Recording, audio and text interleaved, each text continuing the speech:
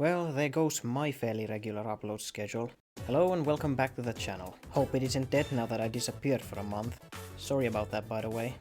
So as you might already know, a new Sonic game just came out for April Fool's Day, The Murder of Sonic the Hedgehog, which is a short point-and-click visual novel that has you tag along Tails, helping him solve a murder mystery case on a train. Now personally I have a certain fondness of visual novels, and I immediately jumped to play the game once I found out it existed, and honestly, it was really good. But before we start, a minor spoiler warning. Now since the game just came out, and I want everyone to go and experience the game for themselves, I won't delve into the story too much beyond the introduction, as to avoid any major spoilers. Still, some of the footage I've used in the video will spoil parts of the game, so yeah.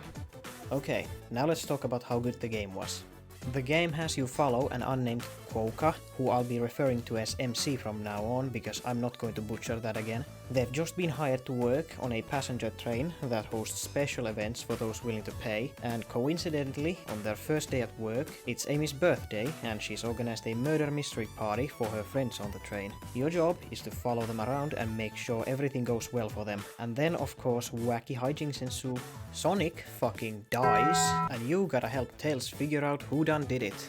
And that leads us to the gameplay loop, which is quite simple and typical for a visual novel. Read text, occasionally click text with different options available, and look for clues and evidence in each train cart, and use your findings to interrogate the passengers on board and solve the murder case. This is what you'll be doing for most of the game, and at first I was kind of worried that these interactions would become repetitive and boring, but the game managed to keep me interested in hearing what different characters were up to and what they had to say.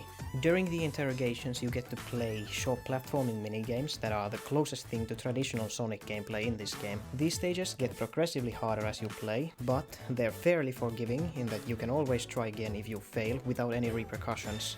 Overall, they're pretty fun to go through, and they help give this visual novel some really unique flavor. Now let's talk about the main appeal of this game for me, which was its beautiful art style. The style is very similar to the one used in the Sonic the Hedgehog comics, and it was a perfect pick for this game. Every backdrop is great and pleasing to look at, and the character designs were all on point, expressions included. The soundtrack is also an all-around great listen, but I think that's a given for a Sonic game. Like I said, while I won't spoil what happens in the game, I want to say that the plot was genuinely enjoyable to watch unfold, and there were many unexpected turns that made the plot far more engaging and interesting to follow. And it all builds up to what might be, unironically, one of my favorite final acts from this franchise. Every character in this game is great.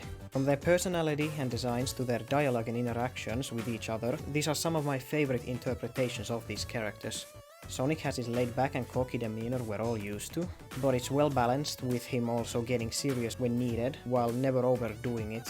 Shadow is more withdrawn and quiet, while not being overly edgy, and also actually shows concern for his friends' well-being and safety, both during the murder mystery plot and the final act. Tails was also fun to hang around with, and it was nice seeing him take a leading role in the game for once, as the detective responsible for solving the murder case.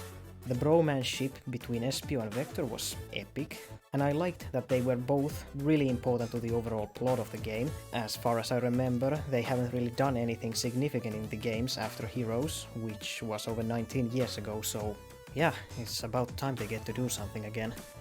Lastly, I want to briefly mention the MC, who I was expecting to be a typical silent protagonist slash self-insert character, as the case sometimes is with visual novels, but I was pleasantly surprised to see that they were actually their own person who had struggles and thoughts of their own that we got to see unravel and develop throughout the game. It's nothing exceptional or amazing, but far better than the blank slate character we were stuck with in Forces.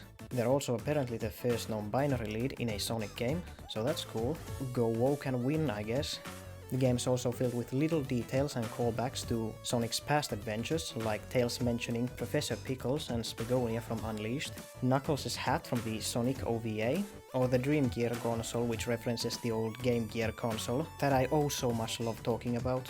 Vanilla and Cream were also name dropped. There's probably a lot more stuff that I either forgot to mention or didn't notice, but these are the big ones I can think of. Still, there's one big problem with the game that I can't look past. Silver has been completely left out of the roster, and not even Blaze bothers to mention him. My boy was done dirty here, okay? 0 out of 10. Game ruined.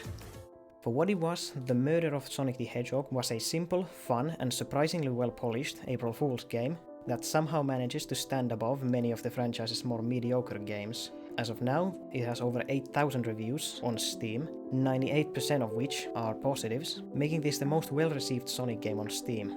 As of writing this video, the game is still available on Steam for free, and even if you're not a fan of visual novels, I think the game can still give you a lot to enjoy, and is definitely worth checking out for the price of nothing. It's charming, well-polished, and filled with good music, entertaining characters, great art style, and like I said, it's a really short game for a visual novel, so you have nothing to lose by checking it out.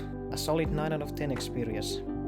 As for now, I'm once again recording in the middle of the night, so I'll be going to bed right after I finish editing. So until next time, it's been nice to have you here, but I have to wake up for work early tomorrow. See ya!